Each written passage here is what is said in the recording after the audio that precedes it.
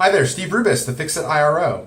Today we want to talk about what is your IRO or IR program persona. So recently we talked about corporate personas, and really the persona of yourself and your company matter, and the idea is to make these two match. So if you're trying to optimize IR and optimal IR results in a 10 to 20% bump in market cap, who would not want to optimize their IR program? So when you think of your IR persona, this is a way to optimize, and I think there are 4 dimensions for a company to consider when they're thinking about their IR program or IRO. And the 4 dimensions that drive optimization are: what's the fundamental philosophy of the program, what's the program type, what is the background of your IRO, and then what does the cost structure look like. So fundamental philosophy, there are 2. It's active. If you're an active IRO, you're seeking investor interaction, you're evangelizing the story, you're trying to solve key debates in the stock. Second, you're a passive IRO. If you're passive, you're waiting for people to contact you, you're probably not likely to initiate interaction with investors.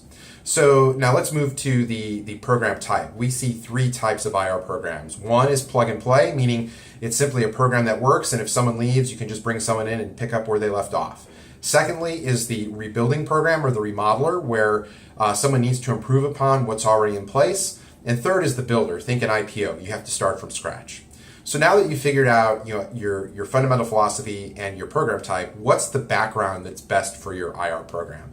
So there are 3 ways to think about this. 1 is capital markets, sell side or buy side. 2 is a corporate finance professional, and 3rd is communications. Once you've gotten past the background of IRO you want, now you have to think about costs. Are you someone who has a lot of resources to put into IR, or are you trying to do this on a shoestring budget? Now, once you've thought about these dimensions, the key issue is what pitfalls do you need to avoid? And one is the idea of Reg FD. I think a lot of times the fear of Reg FD is what causes a lot of IROs to default to a passive program.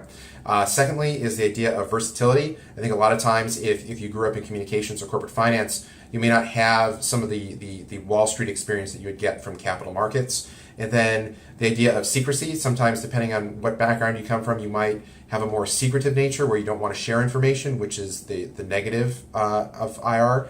And then lastly, the black and white disease. One of the big concerns is, are you someone who just thinks that, hey, I calculated a great metric, let's put it in the deck? You need to have some discretion in terms of what you're putting in the deck and be able to story build. So if you're a company or know someone who's trying to think through optimizing their IR program, we'd love to talk to them. We think we could help them very much with their thoughts and figure out where they want to get to. So thank you for watching, and talk to you all soon. Thank you.